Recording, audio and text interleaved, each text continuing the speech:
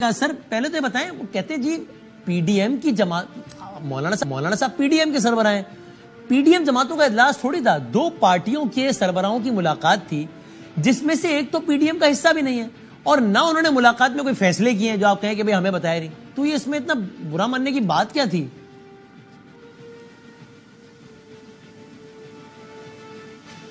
بسم اللہ الرحمن الرحیم. بہت شکریہ بادامی صاحب. سر دیکھیے بات یہ ہے کہ میں مختصر کچھ پس منظر آپ کو معلوم ہے جی کہ 25/18 سے لے کر پھر 9 اپریل 2022 تک تاریخ عدم اعتماد کامیاب ہونے تک پھر آگے ایک نئی حکومت تشکیل ہوئی، پی ڈی ایم کی شامل جماعتیں اس کا حصہ بنی، اور پیپلز پارٹی اور این پی اس کا حصہ بنی، اور دیگر پارٹیاں، صحیح ہے، جو کہ Peoples Party N P last میں پی ڈی ایم سے الگ ہو گئی، اگرچہ ابتدا میں وہ پی ڈی ایم کی حصہ تھی. صحیح ہے. آپ کی بات صحیح ہے کہ جو پارٹیاں آپس میں مل رہی ہیں دبئی میں، پی ایم ایل این اور پیپلز پارٹی، لیکن اس سے تو آپ اتفاق کریں گے کہ P M L N P D M کا حصہ ہے، اور مولانا فضل الرحمان صاحب پی ڈی ایم کا سربراہ ہے، اور جمعیت علماء اسلام موجودہ حکومت کا حصہ ہے.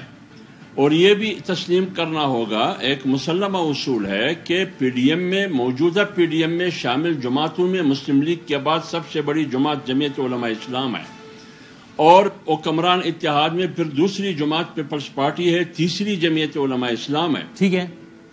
اب اگر روز اول سے باتیں اور فیصلے مشاورت سے ہوتی ہیں، آگے ہم بڑھ رہے ہیں، مختلف مراحل آئے اور سخت مراحل آئے، نشیب اور فراز آئے، وہاں تو مشاورت ہوتی رہی، لیکن بات یہ ہے اگر 1-1.5 مہینے کے بعد 2 مہینے کے بعد ایک نئی صورتحال ملک کے سامنے آنے والی ہے، نیا الیکشن کے حوالے سے، ایک نگران حکومت کے حوالے سے مختلف قسم کی ایشوز ہوتے ہیں. کہتے ہیں فیصلے کیے ہی نہیں ہیں تو کیا بتائیں مولانا صاحب کو؟ کوئی فیصلے کرنے کے لیے بیٹھے ہو تو بتائیں نا.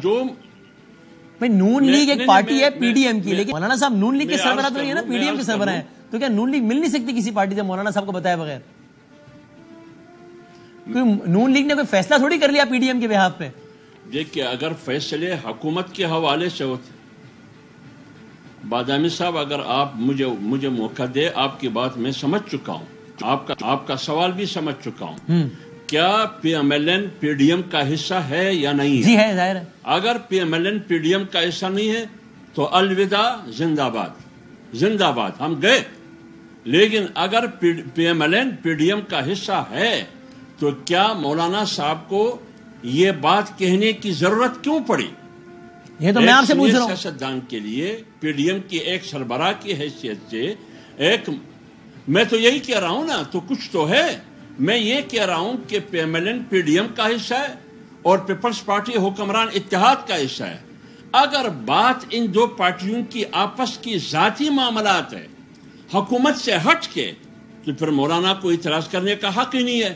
اگر بات مستقبل میں ملک کے حوالے سے ہے اور حکومتی پلیٹ فارم سے ہے، تو ویسے حکمران اتحاد کیا جمعیت علماء اسلام کو مشاورت میں نہیں شامل کرنا آپ کے علم میں ہے کہ انہوں نے بیٹھ کر کوئی ایسا فیصلہ کر لیا ہے جس کے بارے میں آپ کہیں کہ یار اتحاد حکومت میں ہے اور اتحاد کی ایک جماعت نے خود ہی فیصلہ کر لیا ہمیں بتایا بغیر؟ کوئی ایسا فیصلہ ہو گیا ہے دبئی میں آپ کے خیال میں یا آپ کی معلومات کے مطابق؟ وہ تو کہہ رہے ہیں کچھ طے نہیں ہوا بھائی، کچھ ہوا ہی نہیں ہے، خالی ملے ہیں.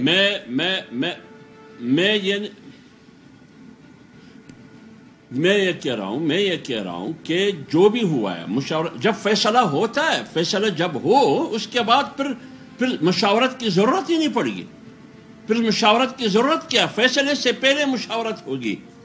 اگر میڈیا پر باتیں آتی ہیں، ہم سنتے ہیں اور دیکھتے ہیں، ان کا تعلق پاکستان کی سیاسی مستقبل سے ہے اور حکومت یہ فیصلے کرے گی، حکومت میں شامل جماعتیں کرے گی، تو صرف جمعیت علماء اسلام پی ڈی ایم کا ایسا نہیں ہے، 8 جماعتیں. کیا کسی بھی جماعت کو خبر ہے؟ نہیں ہے. تو مولانا صاحب نے بحثت سربراہ، بحثت ایک ذمہ دار، ایک سوال اٹھایا کہ جو کچھ ہو رہا ہے میں بے خبر ہوں، اس کا مجھے کوئی علم نہیں ہے، نہ مجھے اعتماد میں لیا گیا ہے. تو اس میں کیا قباحت ہے؟ اچھا یہ آگے بڑھتے ہیں. ہوتی تو پھر میاں نواز شریف صاحب، شہباز شریف صاحب کو ہدایت نہ کرتے کہ مولانا کو بلا لے.